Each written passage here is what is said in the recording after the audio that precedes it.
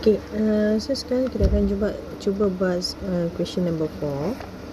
Okay, so soalan dia minta apa ni sekarang ni? Okay, number 4. Soalan dia kata apa? Sketch the titration curve. Okay, so kamu kena lakarkan titration curve for the titration 40 ml of 0.10 molar HCl with dengan 0.10 molar sodium hydroxide. Okay, so first step kamu kena buat apa sekarang? So soalan tu melibatkan titration. So bila titration, kamu kena tentukan which one analyte dengan titrant. Okay, so yang mana duduk dalam conical flask, yang mana satu duduk dalam burette. So kalau kena baca soalan tu betul-betul, titration, kita titrate 40 ml of 0.10 molar HCl. Kita titrate 40 ml 0.10 molar HCl dengan 0.10 molar sodium hydroxide. Okey, titrate dengan, kita titrate dengan, so yang dengan tu dengan menggunakan apa? Dengan menggunakan sodium hydroxide. Okey, so daripada ayat tu kita boleh tahulah maksudnya yang dalam conical flask tu siapa? Okey, kita titrate siapa? Kita titrate HCl.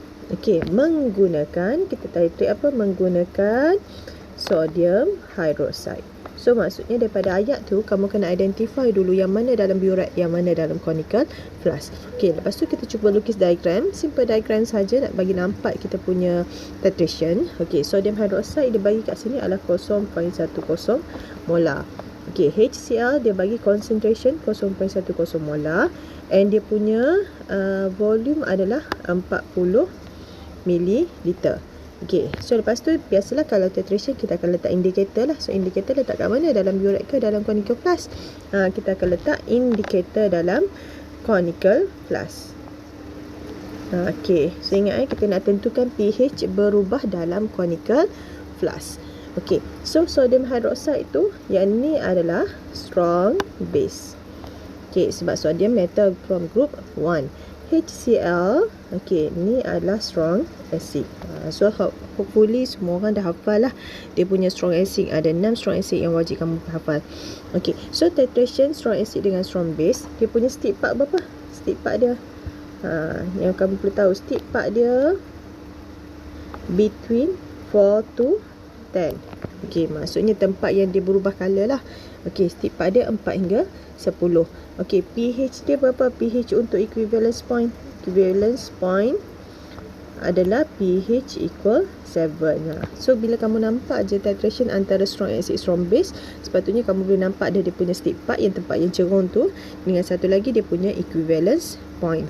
Okey, so lepas tu kamu sketch lah, sebab dia nak sketch saja kan. Okey, so kita akan sketch. Lagi pula. Okey, so kita akan buat sketch ya. So sketch, buatlah. Ni axis Y, lepas tu axis X. Okey, axis Y apa nak label? pH. Okey, so ingat pH ni dia pH dalam conical flask. Okey, so axis X. Okey, axis X, siapa yang dalam burette? So volume of, jangan letak volume of strong base added sebab dia bagi dah strong base apa dalam soalan tu. So maksudnya kamu kena letak volume of NaOH added. Okey, unit apa? Mililiter. Okey, dah. Lepas tu kita punya starting point kat mana sekarang ni?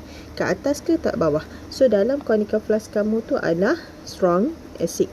So bila strong acid maksudnya dia mesti bawah dan 7 lah.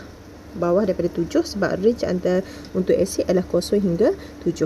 So kalau dia strong acid maksudnya dia menghampiri 0. So kamu letak je lah menghampiri 0 dulu. Okey, lepas tu kita anggar kat sini 7. Buat aja 7 untuk 14. Okey, 7 14. Lepas tu in between tu satu untuk 10, satu lagi untuk 4. Anggar je, tak perlulah betul-betul accurate sebab kita buat sketch sahaja. Okey, so dia punya stick part, kat sini lah contoh kita letak kat sini dia punya stick part. Okey, antara between 4 10. Okey, lepas tu dengan starting point dia ni yang menghampiri 0 sebab dia strong acid. So kamu buat je lah naik sampailah cantum dengan dia punya stick part. Okey, so lebih kurang dalam 10 tu pH dia still juga naik. Okey, Jangan lebih daripada 14 lah. Sebab pH kita pun antara 0 hingga 7. Okay. So markah satu yang pertama, dia akan tengok dia punya stick part kamu tu panjang ke pendek. Okay, kat mana bahagian dia punya stick part. Okay, lepas tu color equivalence point untuk strong acid strong base. So equivalence point dia equal pH 7. So pada 7 tu buat je dotted line. Lepas tu label je equivalence point pH equal 7. Okay, lagi nak ada apa? Sebab kita tahu kat sini ni dalam conical flask kamu tu adalah strong acid kan. Okay, so bila strong acid dia dissociate completely. Okay, daripada HCl dissociate dapat H plus dengan Cl minus. Okay, so bila dia dissociate completely, maksudnya concentration HCl sama dengan concentration H plus. Okay, so boleh buat calculation lah, tak perlu buat stable sebab yang ni menyebabkan strong acid. So HCl, concentration HCl sama dengan concentration H plus sama dengan concentration dia 0.10 molar. Okay, so ingat lagi tak macam mana kita nak calculate pH untuk strong acid? So calculate formula dia still sama juga, pH equal negative log H plus. Nak tulis yang ni pun boleh, ataupun kita nak tulis pH equal negative log concentration hydronium ion H3O plus. Ini pun betul juga, depend pada equation kamu lah. Okay, so sebab dia strong acid, so concentration HCl sama dengan concentration H plus. Kenapa dia sama? Sebab dia dissociate completely. So masuk je dalam formula negative log 0.10. Okay, so bila tekan kalkulator log 0.10, so kamu akan dapatlah pH dia equals to 1. So yang kamu letak dot titik tadi tu, bolehlah kita letak kat sini 1. Okay, bolehlah tunjuk sebab kamu tahu dia punya calculation. Dan kita boleh calculate value tu sebab dia bagi concentration. Selalunya kalau soalan melibatkan strong acid strong base ni, maka dia selalu dekat dotted starting point dia. Okay, lepas tu shape graph dia satu markah, equivalence point dengan dia punya axis. Lebih kurang dalam 4 markah lah sahaja untuk sketch graph untuk strong acid dengan strong base. Okay, so ingat kalau dalam conical flask tu melibatkan strong acid dengan strong base, kamu kena buat calculation dan kamu kena tentukan dia punya starting point dia berapa. Okay, so macam mana nak tentukan starting point dia berapa? Okay, tengok concentration dalam conical flask. Lepas tu gunalah formula pH equal negative log H plus. Kalau dia base, kita akan guna formula apa? POH equal negative log concentration OH minus.